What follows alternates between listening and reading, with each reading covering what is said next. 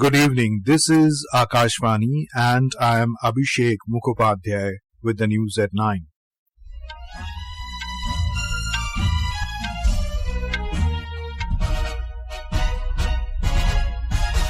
The headlines. Prime Minister Narendra Modi says 5 semiconductor plants will soon be installed in different parts of the country and made in India chips will be accessible to the world. Defence Minister Rajnath Singh says government is committed to make defence industry export-oriented with India as a global manufacturing hub. 28 Maoists killed in encounter with security forces in Narayanpur district of Chhattisgarh. All arrangements in place in Haryana for polling for single-phase assembly elections tomorrow. President Droupadi Murmu calls upon everyone to join central government's tree-plantation campaign Ped Maa Ke Naam. External Affairs Minister Dr. Jaishankar to lead Indian delegation to Islamabad for SCO Summit to be held on the 15th and 16th of October. And in Women's T20 Cricket World Cup, South Africa beat West Indies by 10 wickets. New Zealand elect to bat first against India in Dubai.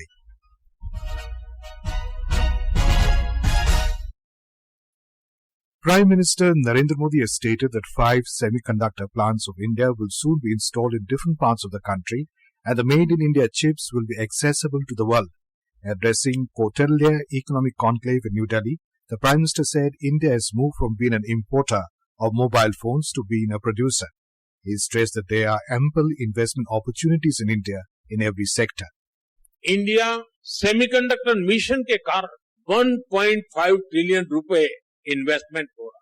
बहुत जल्द ही भारत के 5 semiconductor plants दुनिया के कोने कोने में made in India chips पहुंचाने लगेंगे। भारत एफोर्डेबल इंटेलेक्चुअल पावर का सबसे बड़ा सोर्स है। दुनिया भर की कंपनियों के 1700 से अधिक ग्लोबल कैपेबिलिटी सेंटर्स है जो आज भारत में काम कर रहे हैं। Mr. Modi highlighted that India is the world's fastest growing and the 5th largest economy. He said that the Indian era is being discussed amidst a global emergency and this shows how the world trusts India.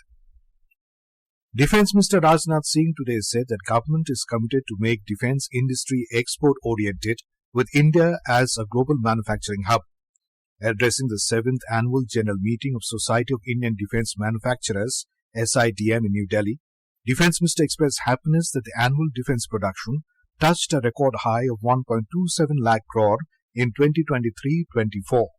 Bharat अब defence export की तरफ भी बहुत तेजी से अपने कदम बढ़ा रहा है। 2023-24 में भारत का डिफेंस एक्सपोर्ट 21,000 करोड़ को पार कर गया है। इसमें ज्यादातर एक्सपोर्ट प्राइवेट इंडस्ट्री से ही हुए। यह निश्चित रूप से हमारी अच्छी प्रगति है, लेकिन इसके बावजूद हमें अभी और भी बहुत कुछ करना है। जहां पर हम अपने डिफेंस प्रोडक्शन को इस अप्रोच के साथ देखें, कैसे हम इंपोर्ट को और कम कर सकते हैं तथा एक्सपोर्ट को और बढ़ा सकते हैं, ताकि इन दोनों के बीच का जो डिफरेंस अभी बहुत ज्यादा है वो कम से कम किया जा सके। The minister called for increased investment in cutting-edge tech such as artificial intelligence, cyber defense and autonomous systems to be future-ready. In Chhattisgarh, at least 28 Maoists have been killed in an encounter with security forces in Narayanpur district today. Search operation by security forces is still going on. The number of Maoists killed in the encounter may increase. Details from a Raipur correspondent. The encounter started this afternoon in South Abujmar area of Narayanpur district. After receiving an intelligence inputs about the presence of Maoists in this area, a joint team of DRG and STF from Narayanpur and Dantewada district went on a search operation in Govel, Nendur and Thulthuli areas. The encounter took place in the forest of Nendur and Thulthuli. The security personnel have recovered the bodies of the killed Maoists from the spot. Apart from this, AK-47 and self-loading rifle along with many other weapons have also been recovered from the spot. Search operation is still going on in the area. Vikalp Shukla, Akashvani News, Raipur. All arrangements have been made in Haryana for polling for the single-phase assembly elections tomorrow. Voting will be held for 90 seats in the state. The polling will begin at 7 a.m. and conclude at 6 p.m. 1,031 candidates are in the fray. The state has more than 2,354,000 eligible voters. A total of 20,632 polling booths have been set up for smooth conduct of elections. Chief Electoral Officer Pankaj Agarwal said that adequate security arrangements have been made at all polling stations to ensure free and fair voting.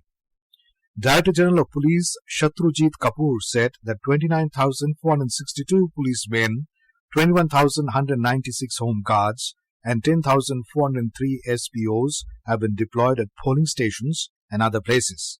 He said during the polling process, the police will keep a vigil in the state so that people can exercise their franchise fearlessly.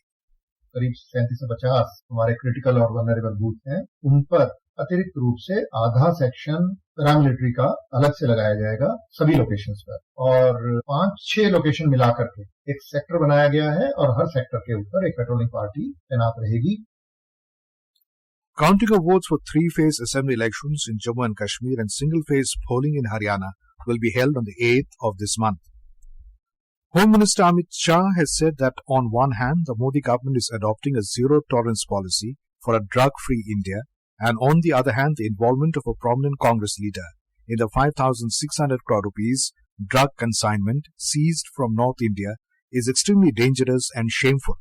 Speaking at a public function in Gandhinagar today, Mr. Shah said while the Modi government is taking the youth towards sports, education and innovation, the Congress wants to take them into the dark world of drugs. Mr. Shah said the Union government has aimed to make India a drug-free nation to save our younger generations. 2014 से drug free India नशा मुक्त भारत का एक अभियान, और परिणाम देखिए, जब कांग्रेस की सरकार थी तब 2004 से लेकर 14 तक 10 साल में कुल 1,52,000 किलो ड्रग, और 14 से 24 तक 1,52,000 की जगह 5,43,600 किलो ड्रग्स पकड़ने का काम नरेंद्र मोदी जी ने. This is Akashvani giving you the news. For quick news updates around the clock, follow us on our X handle at AIR News Alerts. President Droupadi Murmu today addressed the Global Summit on the theme Spirituality for Clean and Healthy Society at Mount Abu in Rajasthan. Speaking at the event, the President called upon everyone to join the central government's tree-plantation campaign, Ped Maa Ke Naam. जो climate change हो रहा है वो भी आहिस्ता आहिस्ता सुधर जाएगा. ये जल वायु जो प्रदूषित हो रहा है, मुझे लगता है आहिस्ता आहिस्ता प्रदूषण होना बंद हो जाएगा. लेकिन सभी परिवार, सभी लोग एक एक पेड़ अपने माँ के नाम हर साल एक एक पेड़ लगाएंगे तो मुझे लगता है जो परिस्थिति आज दिखाई दे रहा है वो परिस्थिति आहिस्ता आहिस्ता सुधर जाएगा. Later, addressing the Adi Gaurav Samman Samaroh at Mangar Dham, Banswara, President Murmu said that people of the tribal society should educate the children and give them opportunities to move forward and spread their wings. She said that the government is with the tribal society. Sri Lankan President Anura Kumara Dissanayake has said that Sri Lankan territory would never be used in a manner inimical to India's security interest. Mr. Dissanayake made these remarks during his discussions with External Affairs Minister Dr. Subramaniam Jaishankar. The minister was on an official visit to Sri Lanka, where he engaged in discussions with the Sri Lankan leadership a week after the new government assumed charge of the island nation. Our Colombo correspondent reports that the visit of Dr. Jaishankar marks the first by a foreign minister since the new government took charge of the island nation. The assurance from President Anura Kumara Dissanayake given to Dr. Jaishankar on India's legitimate security interests adds strength to the bilateral cooperation, which has seen several landmarks over the years in terms of regional security. During his visit, Dr. Jaishankar engaged in detailed discussions with Sri Lankan leadership on various topics, including ways to deepen ongoing cooperation and strengthen bilateral ties, as well as on digital public infrastructure, training, and capacity building. The minister also held detailed talks with his counterpart Vijita Herath and reviewed various dimensions of India-Sri Lanka relations apart from the ethnic issues of Tamils and concerns of Indian fishermen. He also extended an invitation to Mr. Dissanayake on behalf of Prime Minister Narendra Modi to visit India. Ahmed Moin Farooqi, Akashvani News, Colombo. External Affairs Minister Dr. S. Jaishankar will lead the Indian delegation to Islamabad for the SCO Summit to be held in 15th and 16th October. Ministry spokesperson Randhir Jaiswal confirmed this at a media briefing in Delhi this afternoon. The External Affairs Minister will lead our delegation to Pakistan to participate in the SCO Summit, which will be held in Islamabad on 15th and 16th, I understand, of October. On Zakir Naik's visit to Pakistan, Mr. Jaishankar said, India is not surprised that a fugitive from Indian justice has received a high-level welcome in Pakistan. That an Indian fugitive from Indian law justice has received a high-level welcome in Pakistan. It is something which is disappointing, let me say, condemnable, but at the same time, as I said, it's not surprising. Now, as to what passport he went there, I'm not very clear what papers, but let me also remind you that when the Prime Minister of Malaysia was here, this particular issue was addressed. The Indian Cabinet has approved the conferring of status of classical language to 5 Indian languages yesterday. One such is Pali, whose origin is said to be in the Magad region. It was a Buddhist canonical language which seems closely related to the old Indo-Aryan Vedic and Sanskrit dialects, but is not directly descended from either of this. Talking to Akashvani News, Vice Chancellor of Sachi University of Buddhist Indic Studies, Professor Baidyanath Lab, said that this step will boost the study and research in the language and will help in preserving its rich culture.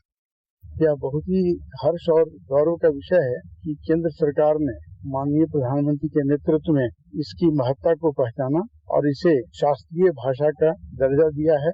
अब हमें उम्मीद है कि इससे पाली भाषा के पढ़ाई, शोध, उस ग्रंथ है उसमें महत्वपूर्ण बातें हमारी संस्कृति की और इतिहास की, उस पर प्रामाणिक प्रकाश पड़ेगा।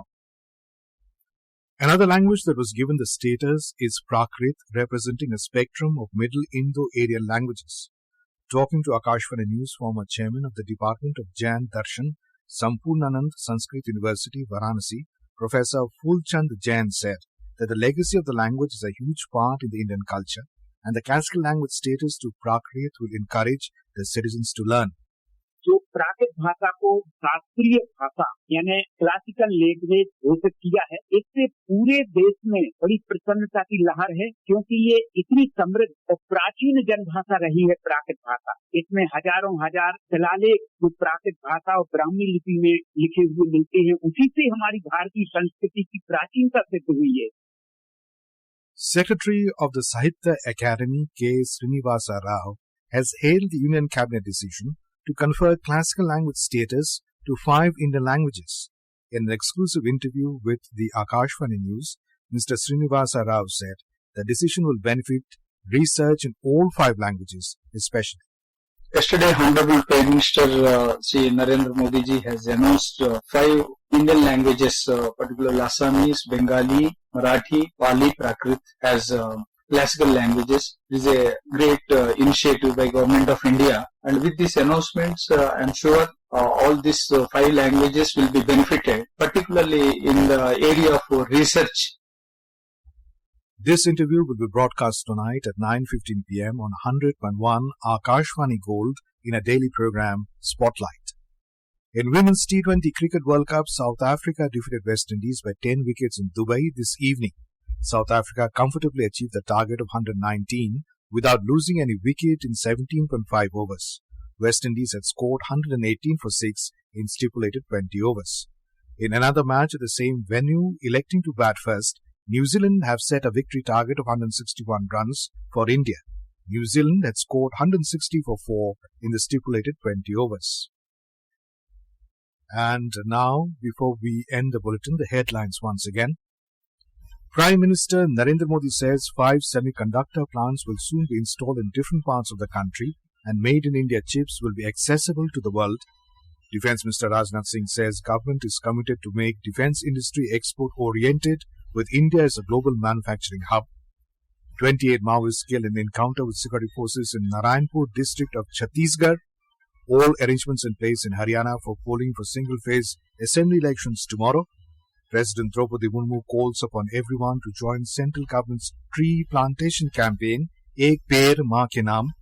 External Affairs Minister Dr. S. Jaishankar to lead Indian delegation to Islamabad for SCO Summit to be held on the 15th and 16th of October. And in Women's T20 Cricket World Cup, South Africa beat West Indies by 10 wickets. In another match, New Zealand set a target of 161 runs for India in Dubai. And that is all in the news at 9. Good night.